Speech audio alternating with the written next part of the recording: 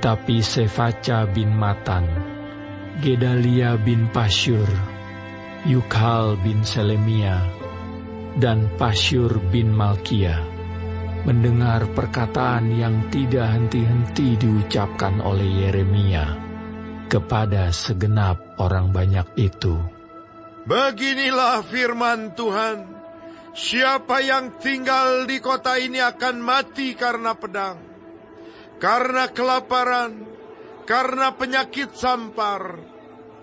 Tetapi siapa yang keluar dari sini mendapatkan orang Kasdim, ia akan tetap hidup. Nyawanya akan menjadi jarahan baginya, dan ia tetap hidup. Beginilah firman Tuhan, kota ini akan pasti diserahkan ke dalam tangan tentara Raja Babel yang akan merebutnya. Maka berkatalah para pemuka itu kepada raja, baiklah orang ini dihukum mati. Sebab sebenarnya dengan mengatakan hal-hal seperti itu, maka ia melemahkan semangat prajurit-prajurit yang masih tinggal di kota ini dan semangat segenap rakyat. Sungguh, orang ini tidak mengusahakan kesejahteraan untuk bangsa ini, melainkan kemalangan. Raja Zedekia menjawab, baiklah, ia ada dalam kuasamu, sebab raja tidak dapat berbuat apa-apa menentang kamu. Maka mereka mengambil Yeremia dan memasukkannya ke dalam perigi milik Pangeran Malkia yang ada di pelataran penjagaan itu. Mereka menurunkan Yeremia dengan tali. Di perigi itu tidak ada air, hanya lumpur. Lalu terperosoklah Yeremia ke dalam lumpur itu. Tetapi ketika didengar Ebed-Melek, orang Etiopia itu, ia seorang sida-sida yang tinggal di istana raja, bahwa Yeremia telah dimasukkan ke dalam perigi. Pada waktu itu, raja sedang duduk di pintu gerbang Benyamin. Maka keluarlah Ebed-Melek dari istana raja itu, lalu berkata kepada raja, ya Tuanku Raja, perbuatan orang-orang ini jahat dalam segala apa yang mereka lakukan terhadap Nabi Yeremia, yakni memasukkan dia ke dalam perigi. Ia akan mati kelaparan di tempat itu, sebab tidak ada lagi roti di kota. Lalu raja memberi perintah kepada Ebed-Melek, orang Etiopia itu. Katanya, bawalah 3 orang dari sini, dan angkatlah Nabi Yeremia dari perigi itu sebelum ia mati. Ebed-Melek membawa orang-orang itu dan masuk ke istana raja, ke gudang pakaian di tempat perbendaharaan. Dari sana, ia mengambil pakaian yang buruk-buruk dan pakaian yang robek-robek, lalu menurunkannya dengan tali kepada Yeremia di perigi itu. Berserulah Ebed-Melek, orang Etiopia itu, kepada Yeremia, taruhlah pakaian yang buruk-buruk dan robek-robek itu di bawah ketiakmu sebagai ganjal tali. Yeremia pun berbuat demikian. Kemudian mereka menarik dan mengangkat Yeremia dengan tali dari perigi itu. Demikianlah Yeremia tinggal di pelataran penjagaan itu. Raja Zedekia menyuruh orang membawa Nabi Yeremia kepadanya di pintu yang ketiga pada rumah Tuhan. Berkatalah raja kepada Yeremia, aku mau menanyakan sesuatu kepadamu. Janganlah sembunyikan apa-apa kepadaku. Jawab Yeremia kepada Zedekia, apabila aku memberitahukannya kepadamu, tentulah engkau akan membunuh aku, bukan?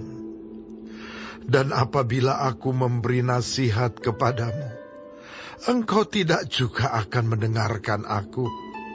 Lalu bersumpahlah Raja Zedekia dengan diam-diam kepada Yeremia.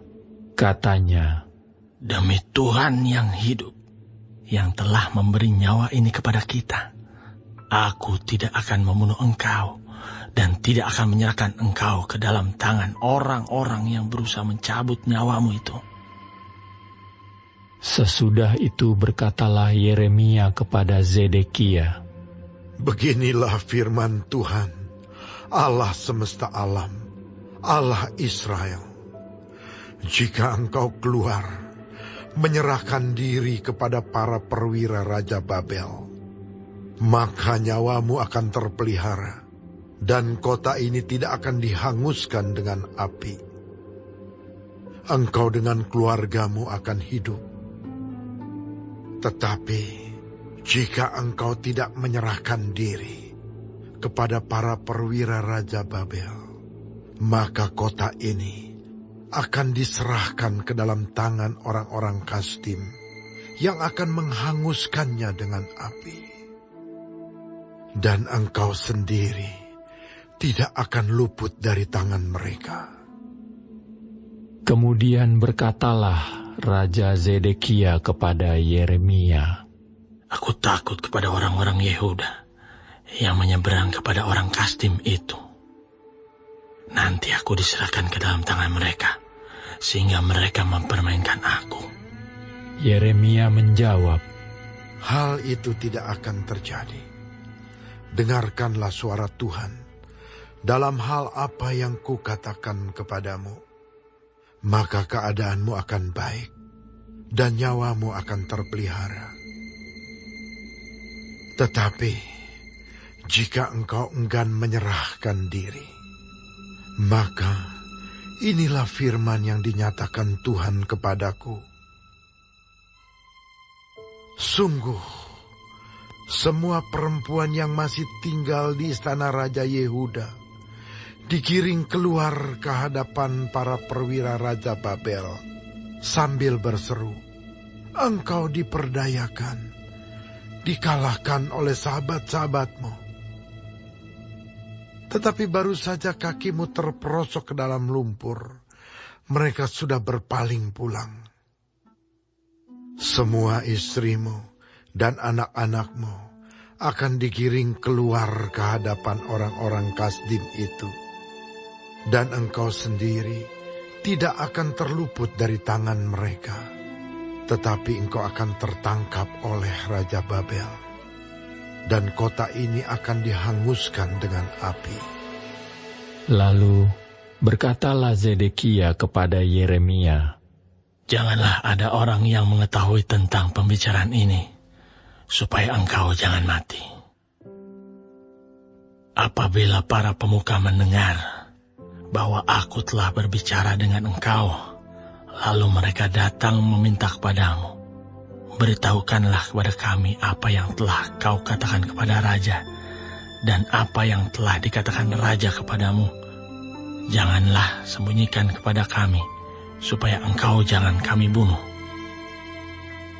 Maka haruslah kau katakan kepada mereka, Aku menyampaikan permohonanku ke hadapan raja, supaya aku jangan dikembalikannya ke rumah Yonatan untuk mati di sana. Memang semua pemuka itu datang bertanya kepada Yeremia, tetapi ia memberi jawab kepada mereka, tepat seperti segala yang diperintahkan raja.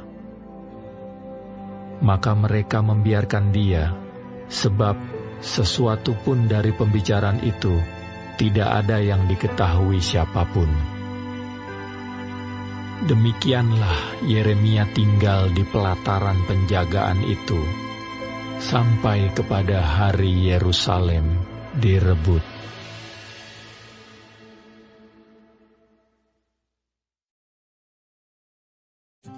Shalom semua jemaat Tuhan, kembali kita di dalam pendalaman Alkitab Clear Sight. Sekarang kita sudah memasuki kitab Yeremia 38. Tuhan Yesus memberkati. Berita Yeremia menghilangkan semangat juang para tentara dan melemahkan kemauan mereka untuk melawan pasukan Babel. Karena itu, para pejabat ingin membunuh Yeremia. Raja Zedekia menyerahkan Yeremia kepada para pejabat karena ia takut pada kuasa dan pengaruh mereka. Kelemahan dan ketiadaan kekuatan moral tampak jelas sepanjang masa pemerintahannya.